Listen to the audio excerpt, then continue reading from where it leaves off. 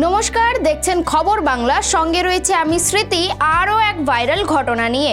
মে মাসের শুরুতেই গরম বাড়তে শুরু করেছে। এখন সকাল 9টায় মনে হয় দুপুর হয়ে গিয়েছে, আর অনেক জায়গায় তাপমাত্রা 44 ডিগ্রি ছাড়িয়েছে। তাপপ্রবাহ শুরু হয়েছে। এমন পরিস্থিতিতে নিজেকে ঠান্ডা রাখতে মানুষ ব্যবহার করছেন এসি, ফ্যান, কুলার ও ঠান্ডা জল। তবে কিছু মানুষ ঘরোয়া কৌশলের সাহায্যে গরম থেকে বাঁচার চেষ্টা করছেন।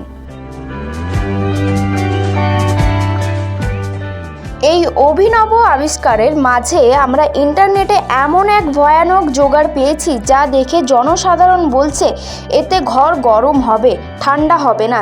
এই ভাইরাল হওয়া ভিডিওটি মাত্র 17 সেকেন্ডের, যাতে আমরা দেখতে পাচ্ছি যে একটি খোলা ফ্রিজের সামনে একটি কুলার রাখা হয়েছে এবং লোকটি এটির তৈরি ঠান্ডা বাতাসে শান্তিতে ঘুমাচ্ছে। কিন্তু এই ব্যক্তি সৃজনশীলতার প্রশংসা না করে লোকেরা তাকে সমালোচনা করেছেন এবং বলেছেন মনে হচ্ছে তিনি তাপগতিবিদ্যায় ব্যর্থ হয়েছেন। অনেকে বলেছেন যে এটি করলে ঘরে শীতলতা বৃদ্ধির পরিবর্তে তাপ বাড়বে।